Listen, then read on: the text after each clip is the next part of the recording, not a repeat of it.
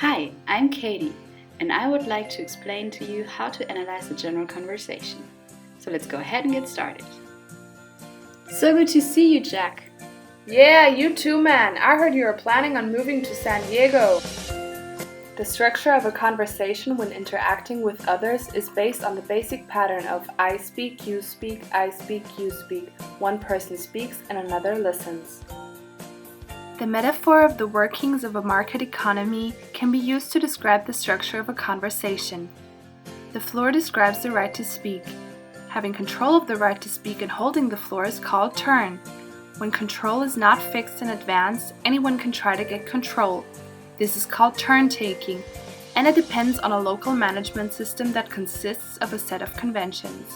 A possible change of turn point is called transition relevance place. Smooth transitions from one speaker to the other can be signaled by intonations like lowering one's voice, clear pauses or overlaps such as interruptions. Conversations that are felt awkward reveal an absence of familiarity and a sense of distance. What's your major, Dave? English. Well, I haven't really decided yet. So do you want to be a teacher? No, not really. Well, not if I can help it. What? Oh, sorry. Go ahead.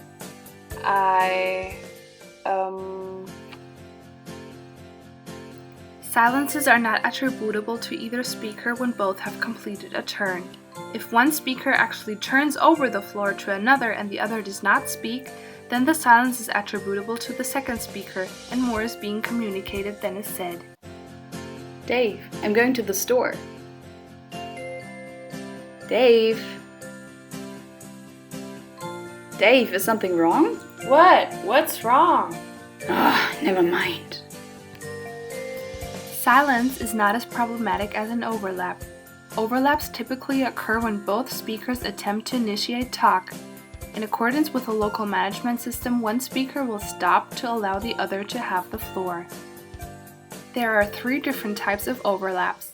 In a difficult first conversation with an unfamiliar person, as an expression of solidarity or closeness in expressing similar opinions or values, or when 2 speakers are competing for the floor.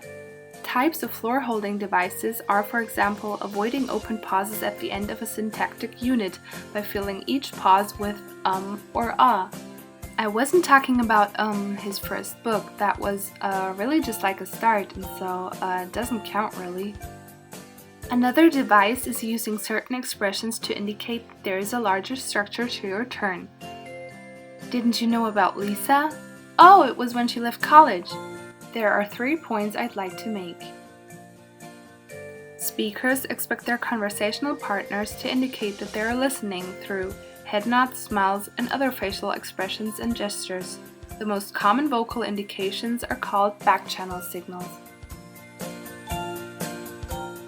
These types of signals provide feedback to the current speaker that the message is being received and that the listener is following. Less of these than you expect can create the impression that someone is not listening. More than you expect can give the impression that you are being rushed along. During telephone conversations, the absence of back channels may prompt the speaker to ask if the listener is still there. During face-to-face interaction, the absence of back channels may be interpreted as a way of withholding agreement, leading to an inference of disagreement. Let's talk about adjacency pairs. Whenever we make an utterance, we expect a certain answer. For example, Hi Patrick, how are you? Hi John, I'm good, and you? In this example, Hi Patrick, how are you would be the first part, and Hi John, I'm good, and you would be the second part. Together, these are the so-called adjacency pairs. Let's have a look on some examples where the second part does not fit the first part. Hello, I like swimming. Obviously, I like swimming was not the expected answer, and therefore the second part does not fit the first part and is not an adjacency pair. Here are some more examples of adjacency pairs. Hello, this is John speaking. Good morning, sir. How may I help you? Hi, John. Would you also like to have a cup of coffee? Hi, Amy. Thanks. A cup of coffee would be nice. Here's another example of an unexpected answer.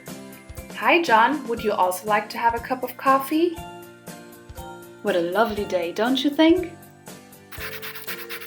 Again, the answer is quite unexpected, and the second part does not fit the first part and is not an adjacency pair. Now let's take a closer look on that second part of the adjacency pair. When talking about the second part, we differentiate between the preferred social act and the dispreferred social act. For example, to the question, would you like to come over for dinner?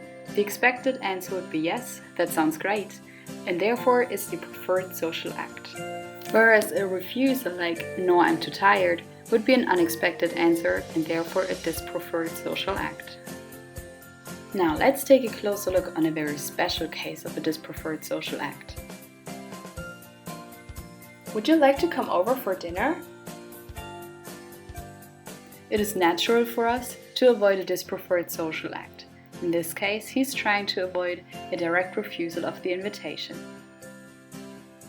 Since he cannot accept the invitation, he is silent. Therefore, silence indicates a dispreferred social act. Here are some other indicators for a dispreferred social act.